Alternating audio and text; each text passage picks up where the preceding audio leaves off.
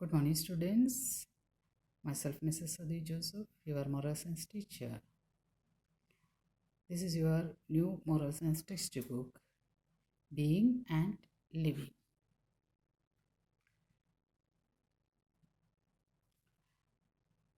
Let us start the new chapter, that is the story of creation. Different religions and cultures have their own distinct myths or stories regarding the creation of the world and everything in it.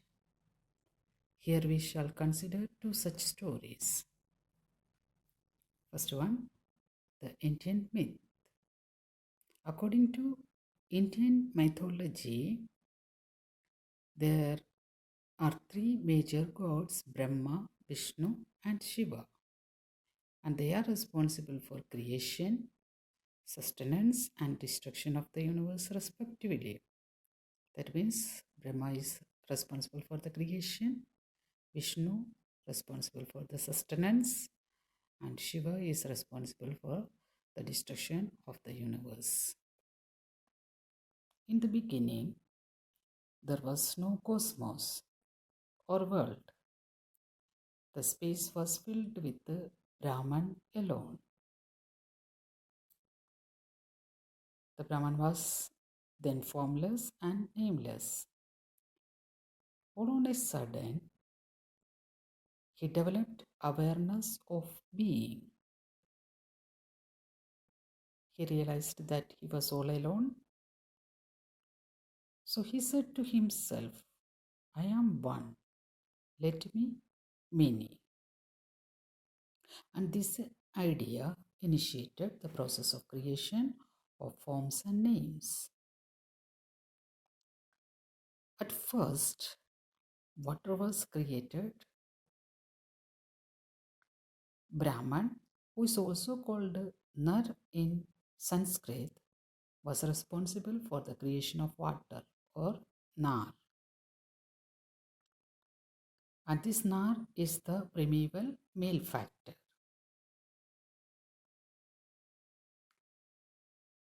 Brahman was named Narayana, the water dweller. Meaning of Narayana is the water dweller. Through the penetration of Narayana, the primeval male into the Nar, the primeval female produce a huge golden egg, or it is also called the cosmic egg.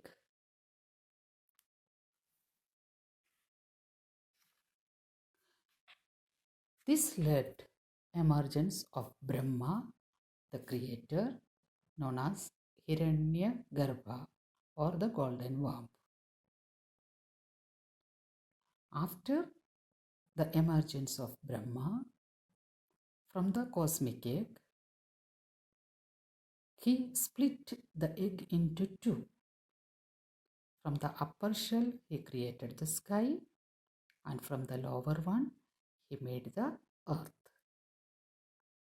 The earth was settled upon the water, and this was followed by the creation of the other children, giving them various forms and names. Now let us see what does the Bible say about the formation of universe. In the beginning, God created the heavens and the earth.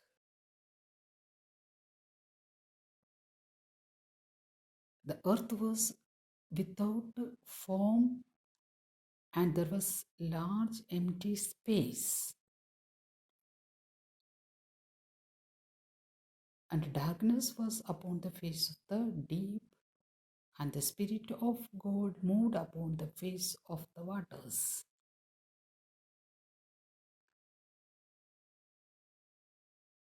God said, let there be light. And there was light. He divided the light from the darkness and called the light day and the darkness as night. The second day, God made an arch of the sky in the midst of the waters and called it heaven. After this, he made the waters under the heavens gathered together and not one place, and let the dry land appear. He called the dry land as earth, and the water were gathered together. He called seas. He also made the sun to rule the day, and the moon and stars to rule the night. The next day, with his word, God let the earth bring forth vegetation, plants yielding seeds, and fruit trees yielding fruits. He let the waters bring forth living creatures and let birds fly above the earth. Then he made the beasts of the earth and cattle and everything that creeps upon the earth. He blessed all the living creatures to be fruitful and multiply and bring forth more of their kind. So in the third day, God made all the vegetations, plants, fruits, fruit trees, animals, birds, etc., etc., and blessed them to be fruitful and multiply more of their kind. Finally, God made man in his own image. We all are created in God's own image.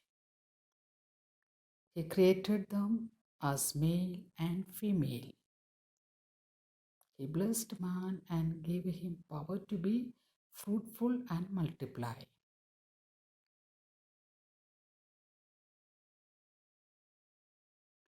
And he asked the man to dominate whatever there in the universe.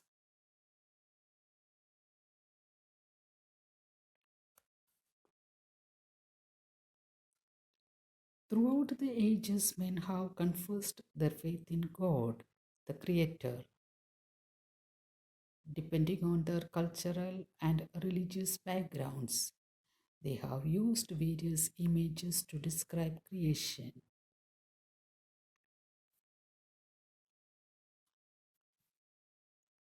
Some of these descriptions have taken the form of mythologies or religious stories. They are meant to express the great truth of creation.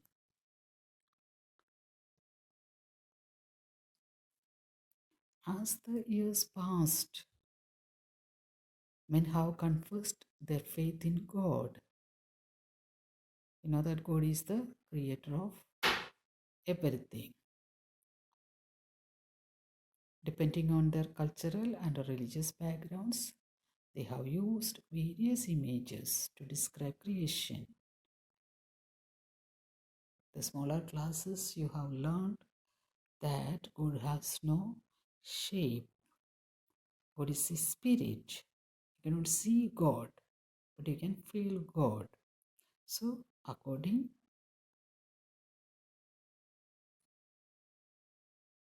the thinking or understanding of human being, they made different images to describe God.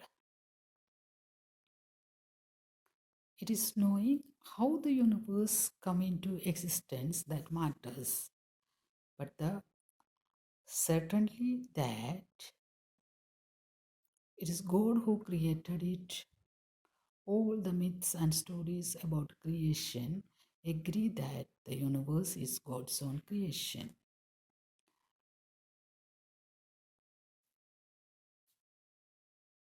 Different religions have different stories about the creation of the world. That doesn't matter. But we all know that there is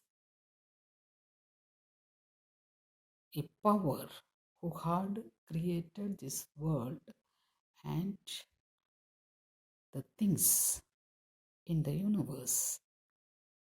All the cultures and the civilizations have their own stories which trace back their origin to that great being.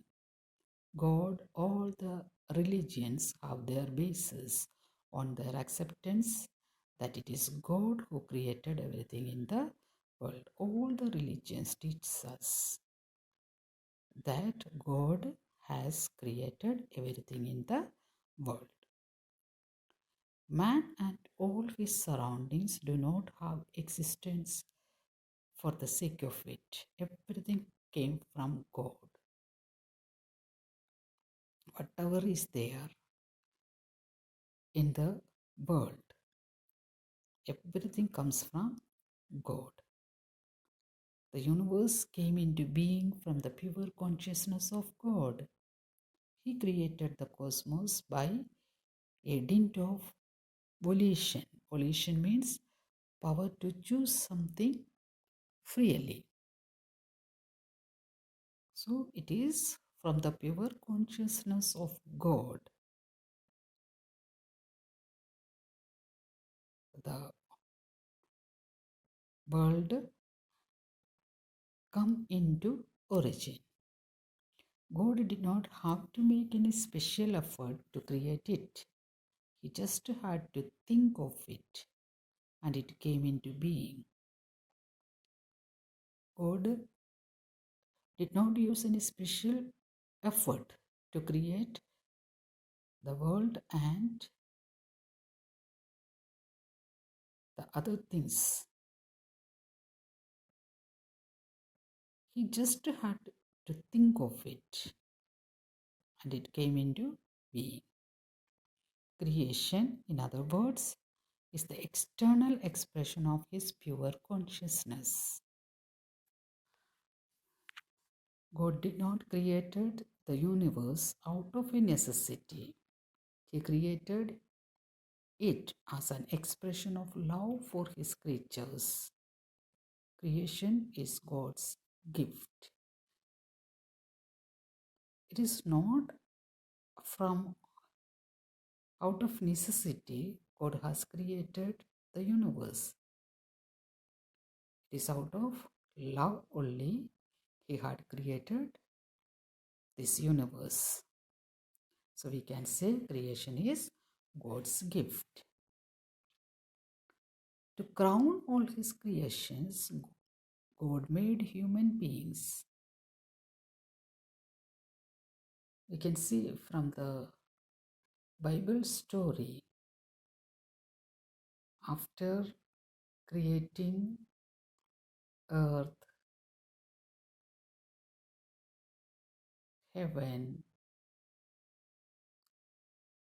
and other things, in the last only he had created human being.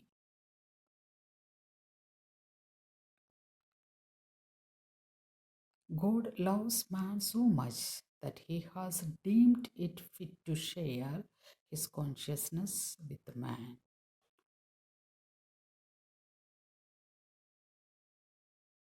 He loves man very much. Man thus able to think, feel, love, serve, and show concern for others. It is out of love God has created human being. And it is a special gift to man from God is that he can think, feel, love, serve, and show concern for others.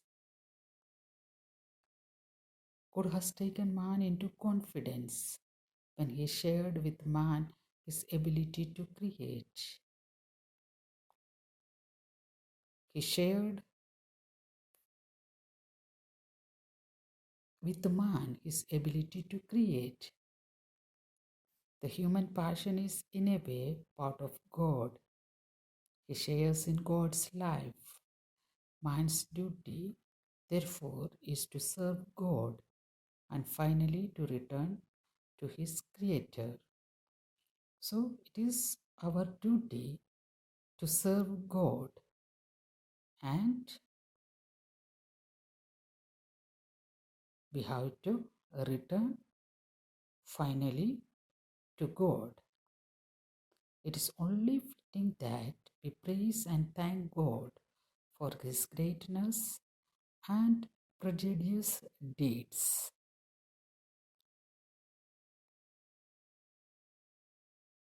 So, what you learned today? We had learned that God is our creator and it is out of love only he had created human being. So what do we have to do? We do have to serve God. We have to love God. And at the end, we have to return to our Creator, that is God.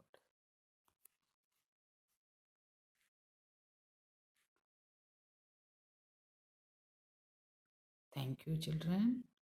Bye bye and take care.